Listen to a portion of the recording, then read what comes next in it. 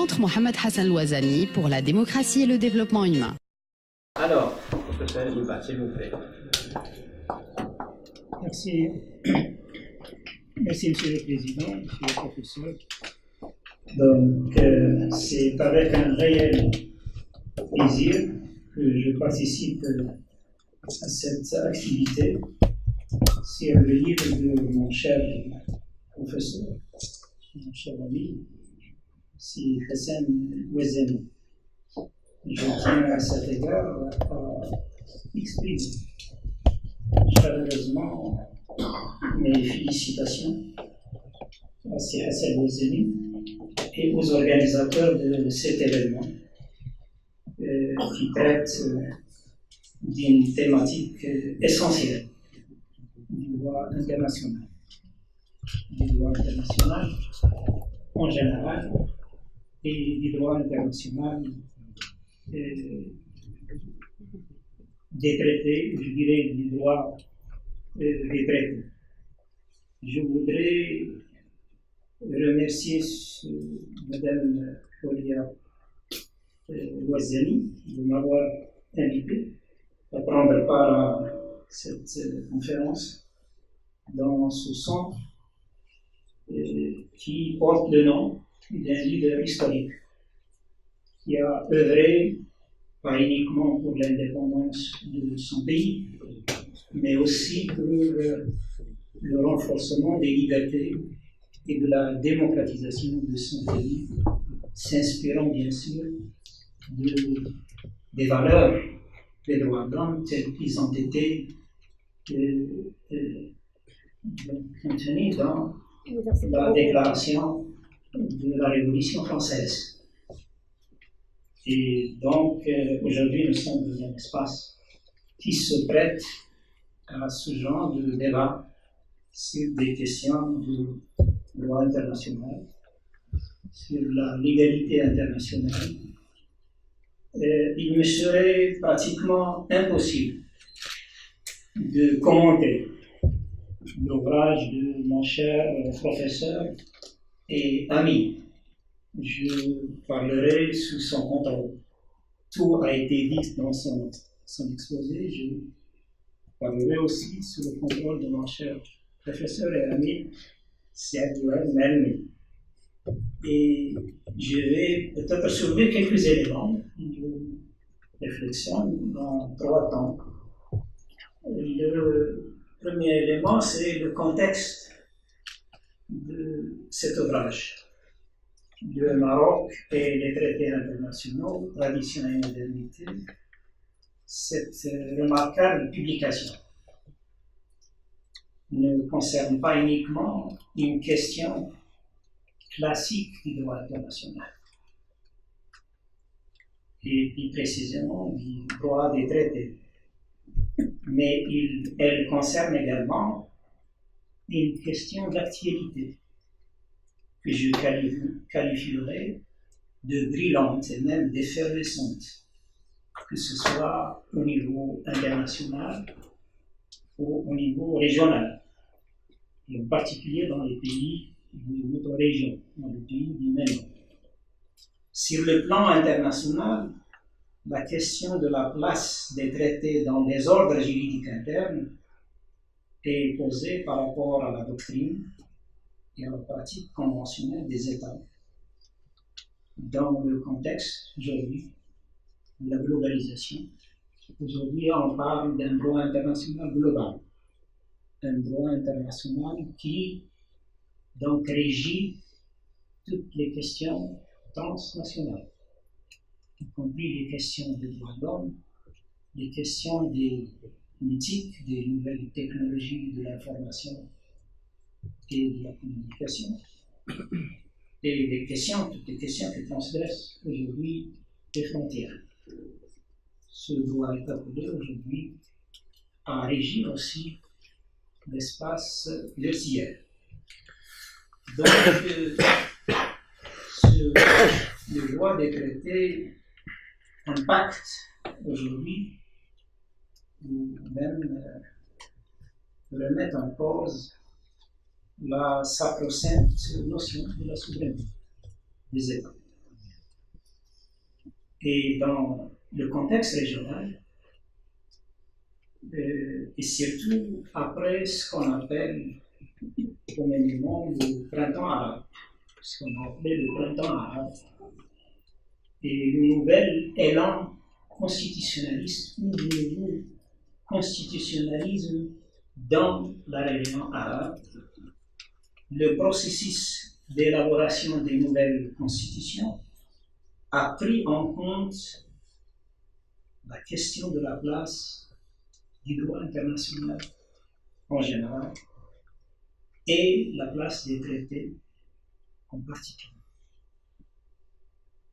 Parce que dans certaines constitutions, on ne tient pas compte uniquement des conventions internationales, surtout par rapport à la question des droits de l'homme, mais aussi à certaines questions qui font partie de ce qu'on appelle le soft law, à savoir la Déclaration universelle des droits de l'homme, qui est devenue, qui est le socle, le texte fondateur des droits de l'homme. Cet ouvrage est arrivé pour caractériser cette problématique par rapport au contexte marocain, mais à la lumière d'autres anciennes expériences, à la lumière de la nouvelle constitution, mais dans le contexte, comme l'a pertinemment souligné le professeur Hassan Bouazani, dans le contexte de l'histoire de la diplomatie marocaine, avec toute sa richesse. Et comme l'a pertinemment dit le professeur Mohamed Mouna dans la préface de cet ouvrage, si Hassan Bouazani est le meilleur connaisseur de cette branche de droit international. Il est le mieux indiqué d'en parler. Et je pourrais même citer d'autres, puisque c'est le doyen de la faculté à laquelle j'appartiens, mon cher ami, c'est Abdef Komet qui est avec nous. Il y a des professeurs qui ont abordé ces questions. Alors, le premier lieu, c'est Hassan Bouazani, dans sa brillante thèse de 1979 déjà, publiée au début des années 80, comme vous l'avez rappelé tout à l'heure. Il y a aussi Hamid Wali dans certains articles. Et je dirais qu'il y a des divergences par rapport à ce qu'on appelle le monisme et le djihadisme, par rapport à cette question. Et c'est ce qui a fait, bien sûr, progresser la recherche dans ce domaine. Avant de dire quelques mots sur l'ouvrage lui-même, je ne pourrais pas ne pas dire un mot sur mon professeur Hassan Bouazani. Mais je ne pourrais pas couvrir la moindre caractéristique de la personnalité de l'auteur. Le professeur Sidi Hassan Bouazani et de son œuvre monumentale qui a cerné aussi bien le droit international et le droit administratif. Et dans les deux disciplines, il a couvert un large éventail de questions et de problématiques. Hassan Bouazani, mon professeur et mon grand ami, s'est distingué tout d'abord par ses qualités humaines, toujours, dont notamment sa générosité scientifique, كرمه العلمي et الإنساني أيضا. Et il a d'ailleurs formé, enseigné, il est encore jeune. Vous l'avez souligné avec beaucoup de plaisir, je suppose, moi, d'intérêt. Un jeune qui donne une conférence. Et donc, il a formé, enseigné et soutenu, accompagné plusieurs générations dans leur recherche scientifique au moins 2 générations.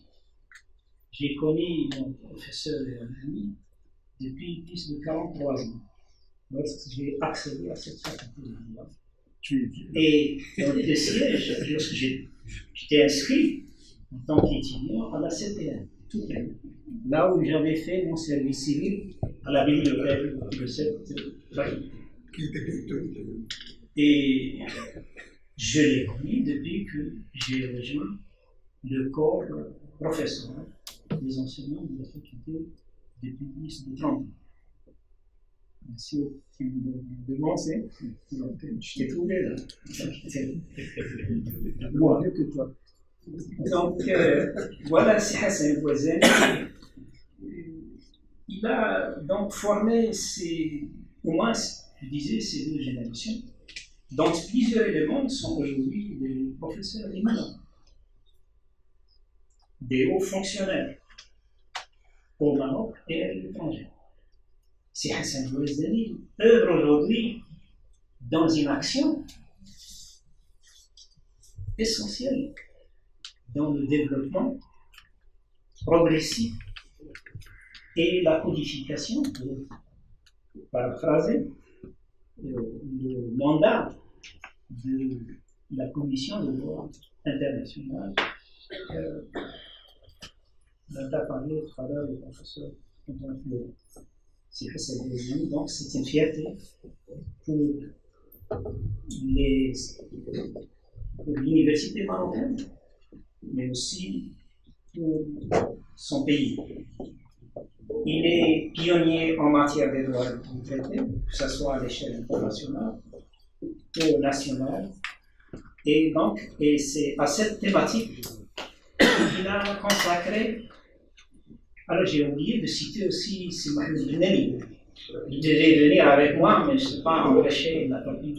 On ne parle de venir. Donc, c'est à cette thématique que si Hassan Bouazani a consacré ce condensé, mais condensé, je dirais, colossal. C'est un condensé, c'est une synthèse qui nous permet non pas de relever sa substance très riche, comme la richesse de la pratique conventionnelle marocaine, mais aussi de relever et d'apprendre une méthodologie très originale dans ce genre de recherche en droit international public et qui doit s'étendre à d'autres disciplines. Moi, je me rappelle, je recevais à la bibliothèque des exemplaires de la faculté, parce que moi j'ai accédé à la faculté lorsqu'il a pris son autonomie, son indépendance de la faculté de Rabat. Et on recevait des exemplaires des anciennes thèses soutenues en France au début du siècle, qui ne dépassaient pas 120 pages, 100 pages.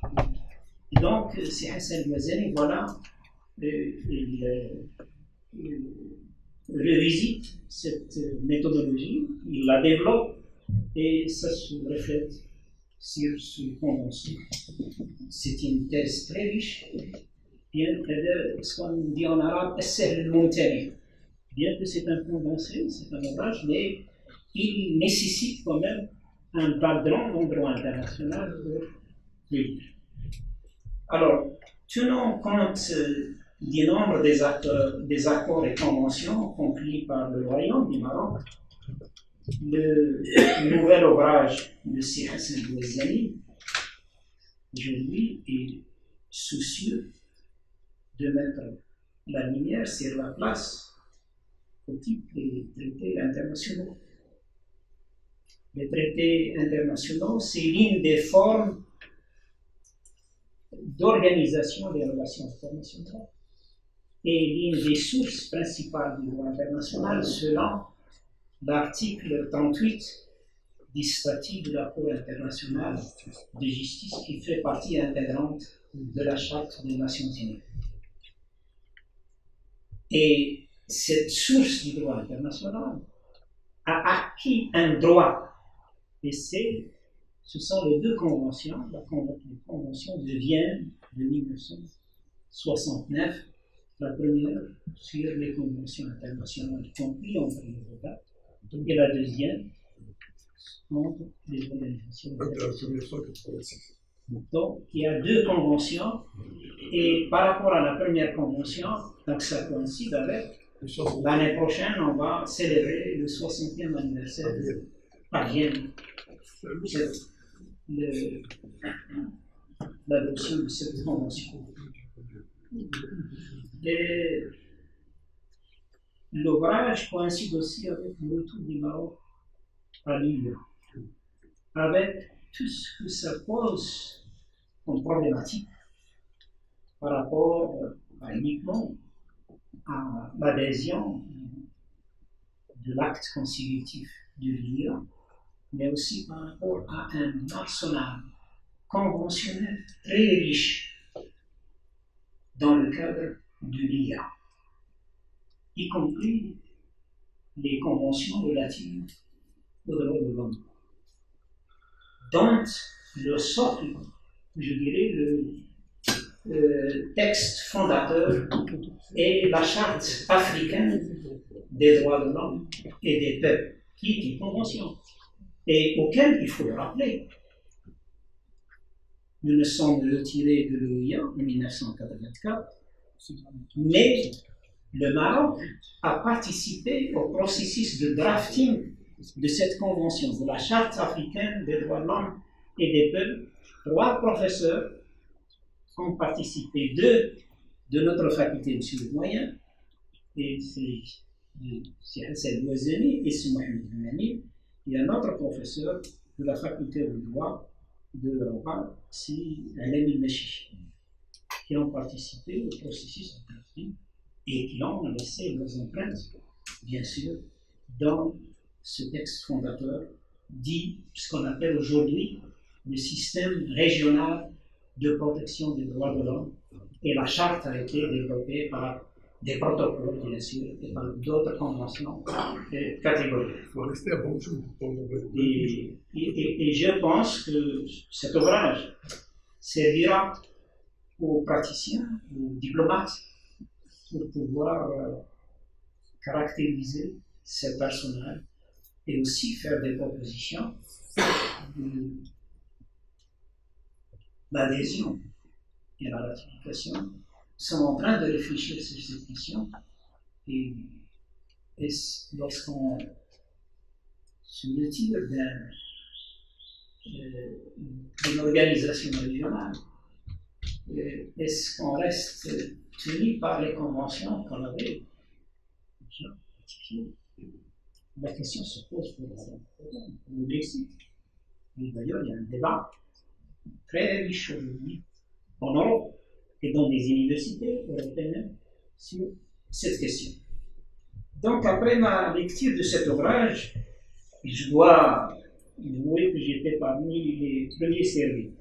Donc, je tiens encore à remercier mon cher ami, c'est Hassan Bouazani. Donc, après la lecture de cet ouvrage, je pourrais avancer qu'il comprend 2 atouts majeurs pour sa méthodologie et sa substance. Sur le plan méthodologique, le texte, l'ouvrage est caractérisé par la fluidité de ses propos, ainsi que par l'abondance des informations qui traduisent sans faille l'esprit analytique et l'expérience de l'auteur en la matière. En effet, les quelques 130 pages hors annexe résument cette thématique par rapport au Maroc en la situant dans son contexte historique. En écoutant ces Hassan, on dirait un historien. Donc, c'est vous deux, vous êtes compris, c'est l'histoire des relations internationales. Ce n'est pas un aspect assez ponctuel de l'histoire, Mais je dirais que c'est toute l'histoire, toute de l'humanité, l'histoire des relations entre les peuples, entre les États, les nations. Donc, il résume cette thématique par rapport au Maroc, en la situant dans ce contexte historique, en traçant son évolution jusqu'à l'adoption de la nouvelle constitution de juillet 2011. Et ce, en ayant pour appui différentes références. La richesse des références. On peut peut-être dire que ces références sont accessibles. Mais certaines références, je dirais plus de la moitié, sont difficilement accessibles. Voilà, c'est Hassan, les amis dans cet ouvrage pour aider les chercheurs, les étudiants et les enseignants à accéder à ces documents riches, des numéros de bulletins officiels, des publications du département ministériel, notamment du ministère des Affaires étrangères et de la coopération internationale, des documents, divers documents des Nations Unies. Du côté de la substance, le livre, et d'ailleurs, ça a été présenté de façon pertinente par Hassan Bouzani, ce livre permettra certainement aux enseignants, aux chercheurs, aux étudiants, aux experts et aux praticiens de saisir dans son contexte et dans son approche la place qu'accorde le Maroc au droit international et en particulier au traité. Je vais essayer de focaliser sur le Maroc et les conventions internationales relatives, les traités relatifs aux droits de l'homme. Et en face de moi, un cher ami et un grand militant des droits de l'homme, c'est Mahmoud Bouchnesh, qui tient complice dans plusieurs processus des droits de l'homme, y compris dans l'instance équité et réconciliation, qui est aussi par son action humanitaire au niveau national et au niveau international. Sa présence honore cette conférence et ce débat. Et d'ailleurs, là, ça me permet de rappeler que les recommandations de l'instance équité et réconciliation sont beaucoup focalisées sur cette question. Et ils ont été prises en considération dans la nouvelle constitution. D'ailleurs, le discours royal du 9 mars l'a pertinemment souligné les recommandations pertinentes de l'instance équité et réconciliation par rapport à diverses questions du droit de l'homme, y compris cette question de la primauté, de la suprématie du droit international en général et des traités en particulier dans l'ordre juridique interne. Alors, le Maroc, donc, par rapport à ces conventions, je dirais que, sans que cette deuxième va souligner, le Maroc s'est inscrit depuis fort longtemps dans une tradition d'ouverture et de réception de par sa position, vous l'avez souligné, de par sa position géographique et de par sa perception positive des entrants culturels étrangers et en les réagissant selon des mécanismes permettant une interaction diplomatique continue et progressive à travers l'histoire du Maroc. Et je vais focaliser sur cette pratique conventionnelle parce qu'il ne s'agit pas de ratifier une convention. Je ne reviens pas sur la question de la ratification de l'adhésion, qui ont la même force juridique. Mais je voudrais uniquement dire que il ne suffit pas de ratifier une convention si on ne réunit pas les conditions de sa mise en œuvre et les conditions de l'interaction avec des mécanismes institués par ces conventions. Et plusieurs conventions aujourd'hui, même dans le domaine commercial, les conventions conclues sous la houlette de l'Organisation mondiale du commerce, toutes ces conventions sont assorties de mécanismes de contrôle ou de surveillance du respect de leurs dispositions par les États qui les ont ratifiées ou auxquels ils ont adhéré. Par rapport aux droits de l'homme, le Maroc, je vais donner uniquement quelques éléments, parce que le temps nous permet pour laisser passer le temps et à mon cher ami, bien sûr, de soulever, de discuter ces éléments. Le Maroc est parti pratiquement aujourd'hui, cette année, on célèbre le 70e anniversaire de la Déclaration universelle des droits de l'homme, le texte fondateur du monde, tels qu'ils sont universellement reconnus et tels que ça a été aussi rappelé par l'ancienne constitution, la constitution du Maroc, souscrite au royaume tels qu'ils sont universellement reconnus. Et d'ailleurs, aujourd'hui, ça c'est un élément que je soumets à la réflexion. La question de la primauté des traités dans les constitutions ne sont pas les seuls concernés.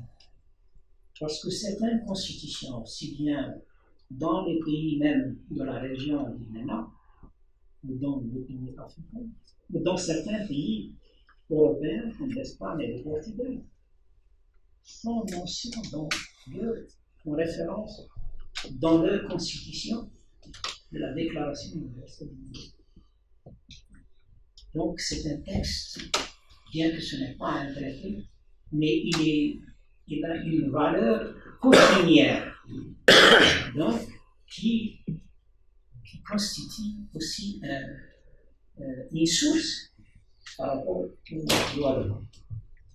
Le Maroc est parti à l'ensemble des principaux traités internationaux en matière de droits de l'homme. Il y a des centaines de conventions sur les droits de l'homme, mais un noyau dur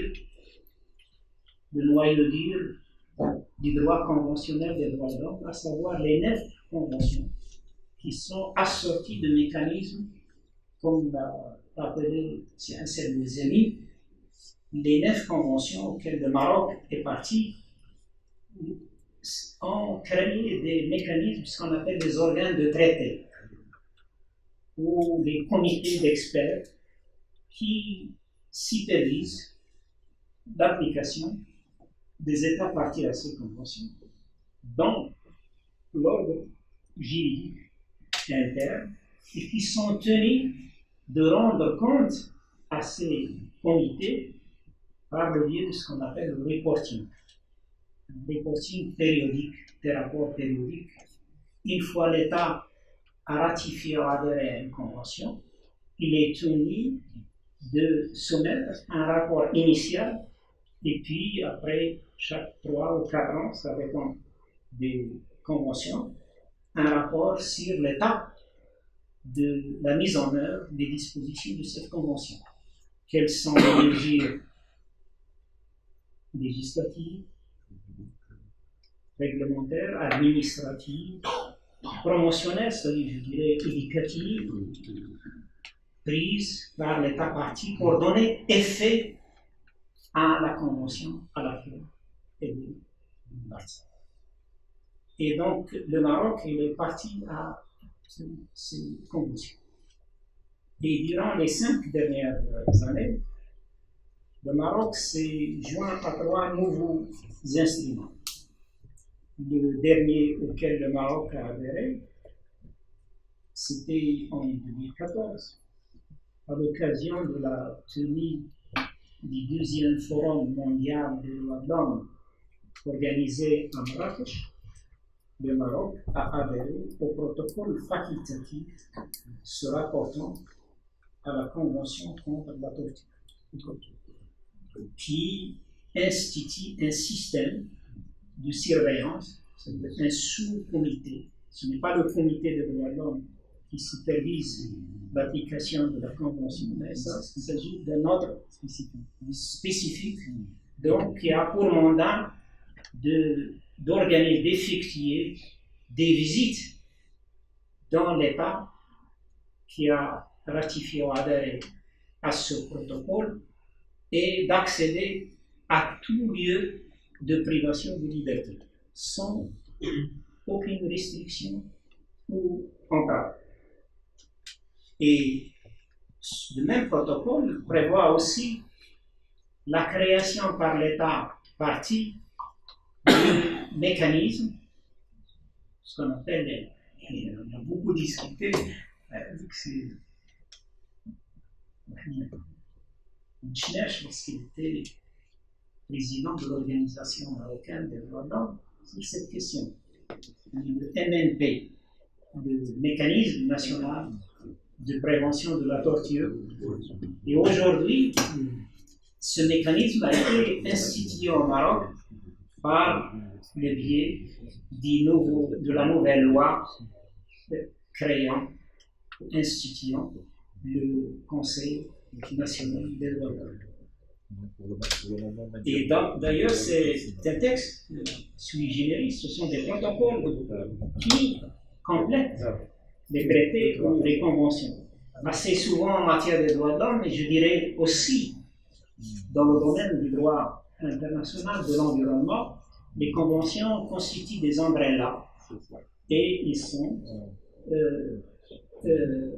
complétés par des protocoles additionnels. Il y a le cas aussi de la Convention européenne de la sauvegarde des droits de l'homme et des libertés fondamentales, qui a été complétée par des protocoles.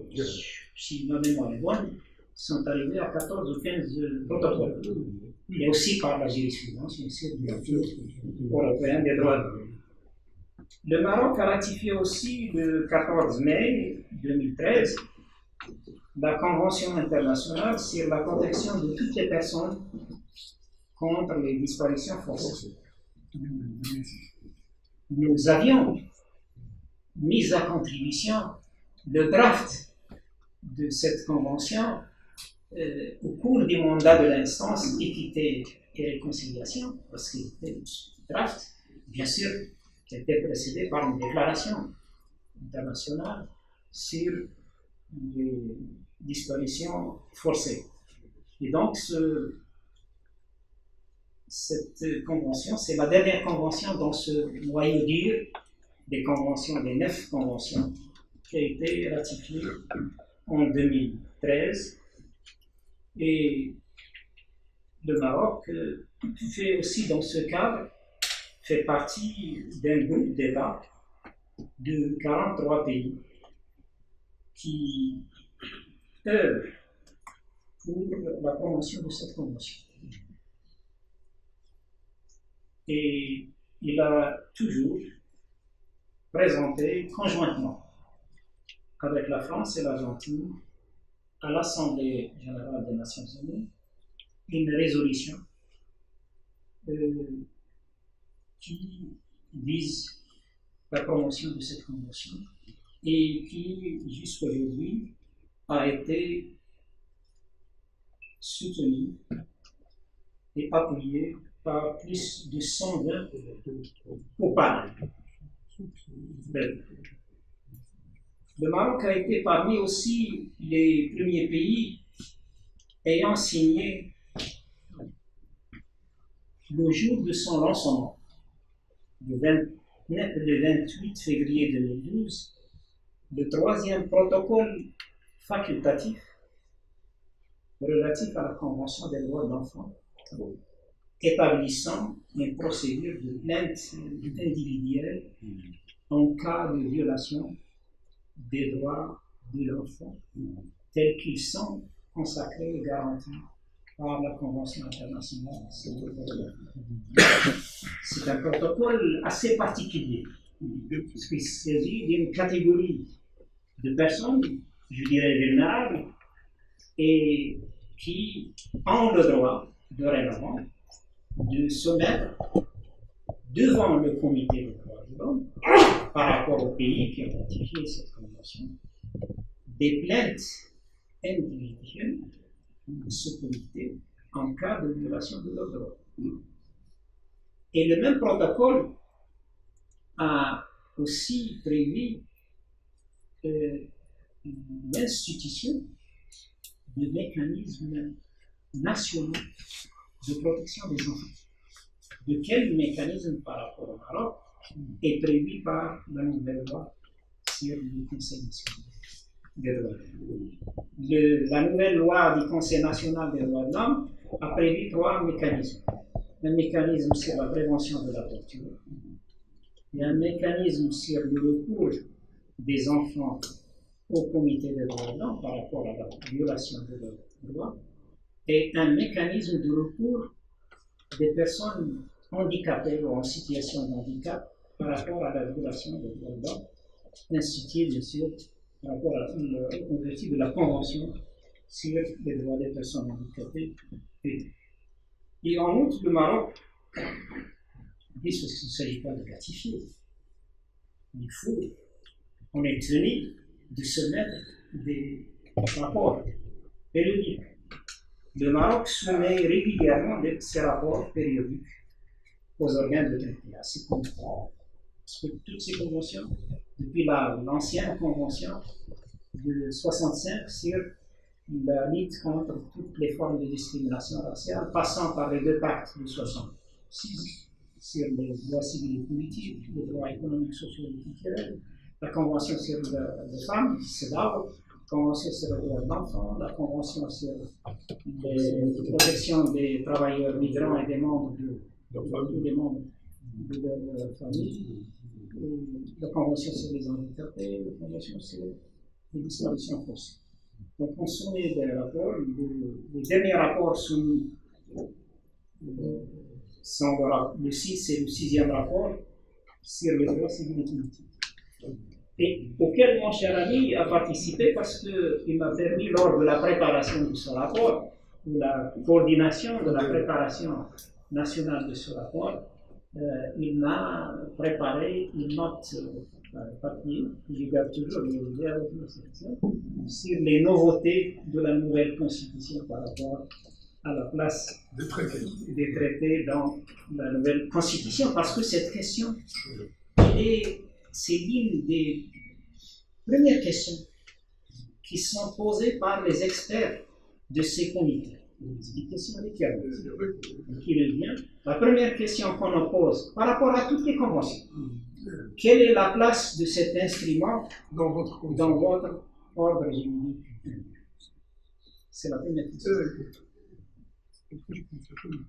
Et donc, nous avions présenté en 2015, enfin en 2016, le 6e rapport sur les droits civils et politiques, en vertu du pacte international relatif aux droits civils et politiques, cité tout à l'heure par le professeur Bozini, et aussi le rapport initial, l'année dernière, le rapport initial en vertu de la Convention sur la protection des droits des personnes en situation d'handicap.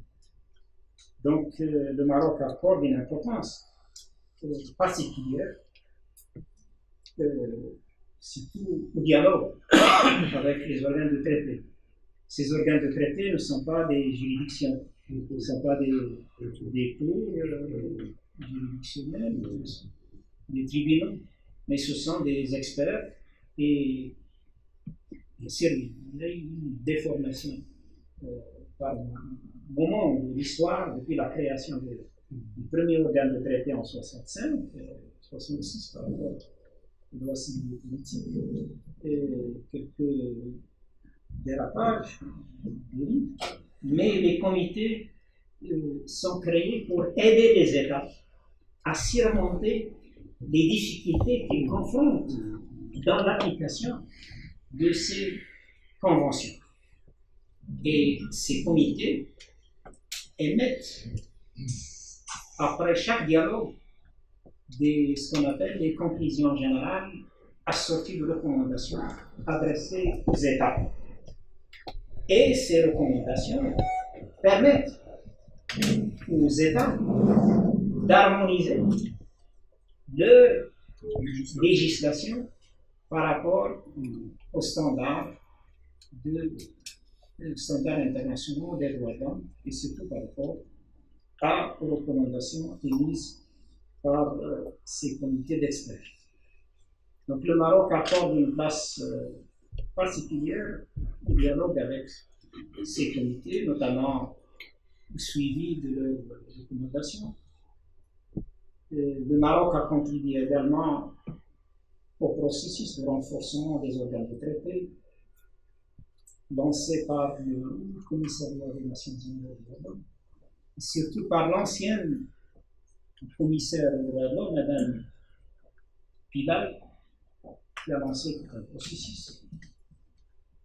J'ai eu l'honneur, lorsque j'étais membre du comité des droits de l'homme, de participer à ce processus à Genève et en France, et de renforcer parce que ça devient pléthorique, ces organes de traité. Si on ajoute les autres mécanismes, les procédures spéciales, l'examen périodique universel, et donc Mme Pillay voulait simplifier les procédures de préparation de rapports, et c'est sur la base de ces recommandations que nous avons établi et publié ce guide de reporting. Comment préparer un rapport auquel doivent participer toutes les parties prenantes, et en particulier les ONG des droits de l'homme, les institutions nationales comme le Conseil des droits de l'homme, les médias aussi sont appelés à participer à ce processus de drafting. Il faut aussi dire que le Maroc a fait partie d'un groupe de pays qui ont soutenu le ACDH, le Commissariat aux droits de l'homme, dans ce processus, notamment en abritant à Marrakech en 2010 une grande conférence sur les institutions nationales et les organes de l'État. Et j'ai eu aussi l'honneur et le plaisir d'organiser cette conférence avec le Haut Commissariat des Nations Unies aux droits de l'homme à Marrakech sur les problèmes que pose ce genre de comité des experts pour les pays. Pas uniquement pour les pays d'ici, mais aussi pour les pays du Nord. Vous savez que nous avions présenté notre 6e rapport en 2016 par rapport au pacte. La France vient de se mettre aussi son 6e rapport, dernièrement. Et donc, il a fait l'objet des débats sur la fameuse recommandation demandant à la France de revenir sur sa législation restrictive par rapport au voile. Je ne rentrerai pas dans le débat, mais c'est un débat, bien sûr, qui va peut-être soulever de grandes problématiques par rapport à ces questions. Donc le Maroc donne une place particulière. À Marrakech, nous avons réuni et regroupé des institutions nationales. Cette réunion a été couronnée par la déclaration de Marrakech, un document contenant la vision des institutions nationales, des processus de renforcement des organes de traité, et surtout par rapport à la simplification des procédures. Vous savez, les Nations Unies aujourd'hui passent par des moments difficiles, par des turbulences. Avec la montée du populisme aujourd'hui dans le monde, avec aussi l'administration 30, il y a des problèmes de budget, des restrictions budgétaires, et qui impactent surtout le système onusien de développement. Et c'est pourquoi aujourd'hui, les Nations Unies appellent les États qui sont partis à ces différentes conventions de simplifier leur rapport, en même fixant pas le nombre de pages, mais le nombre de mots. Hein, parce que la traduction est devenue coûteuse, que ce soit la traduction écrite, et puis la question aussi des langues, parce que les langues qui dominent dans le système, les langues, je dirais, de travail, il y a les 6 langues officielles des Nations Unies, y compris l'arabe, mais les langues de travail, c'est l'anglais, l'espagnol et le français. Bien sûr, c'est injuste par rapport à la diversité sur laquelle sont basés les droits de l'homme, la diversité, la différence. Mais il y a des contraintes budgétaires. Et donc là, je voulais soulever cette question.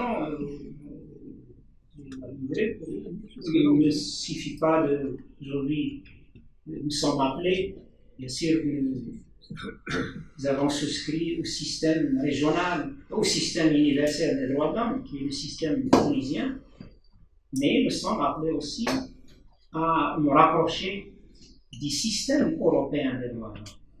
Parce que le Maroc, par le biais des 2 chambres du Parlement, fait partie de ce qu'on appelle partenaire pour la démocratie, dans le cadre du Conseil de l'Europe. Pas l'Union européenne, mais le Conseil de l'Europe, l'espace le plus large de 47 États. Et ce Conseil propose à des États non partis au Conseil de l'Europe certaines conventions. Nous avons déjà souscrit à 3 conventions sur les droits de l'enfant, et donc nous sommes appelés à harmoniser notre législation par rapport à ces conventions. Aujourd'hui, nous sommes appelés aussi à adhérer au système régional africain des droits de l'homme, l'Union africaine, avec tous les le système africain. Il y a 3 systèmes régionaux dans le monde. Depuis l'adoption de la Déclaration universelle des droits de l'homme en 1948, 3 ans après, la Convention européenne a été adoptée. Et il a enclenché tout un système européen qui est le plus avancé d'ailleurs, de par la jurisprudence de la Cour européenne des droits de l'homme, des protocoles additionnels à la Convention. Et chronologiquement, le 2e système régional, c'est le système interaméricain. Il est dualiste, le système européen était dualiste avant la suppression de la Commission européenne des droits de l'homme, le système interaméricain avec la déclaration, la convention et la Commission et la Cour interaméricaine. Et le système africain. Le système africain, bien sûr, il revêt les caractéristiques d'un système régional de protection des droits de l'homme, et surtout à travers la jurisprudence de la Commission africaine des droits de l'homme et des peuples. Et la Cour africaine des droits de l'homme et des peuples, qui a été créée par un protocole additionnel, qui a fêté, je pense, l'année dernière, son 10e anniversaire, et nous avons m'a aimablement invité, c'est Ghazali, on m'a mis avec un juge arabe dans cette convention, tunisien, ami de C. Hassan Ghazali, et bien sûr, il nous a dit que dans ce système, et à la Cour africaine, nous nous attendons. Nous avons besoin de l'expérience marocaine, parce que cette Cour a été créée par un protocole additionnel à la charte, et après l'entrée en vigueur de ce protocole, mes chers frères et sœurs africains ont adopté un deuxième projet de protocole fusionnant la Cour africaine de justice comme européenne, la Cour de justice de l'Union européenne, donc la Cour de justice africaine et la Cour africaine des droits de l'homme et des peuples.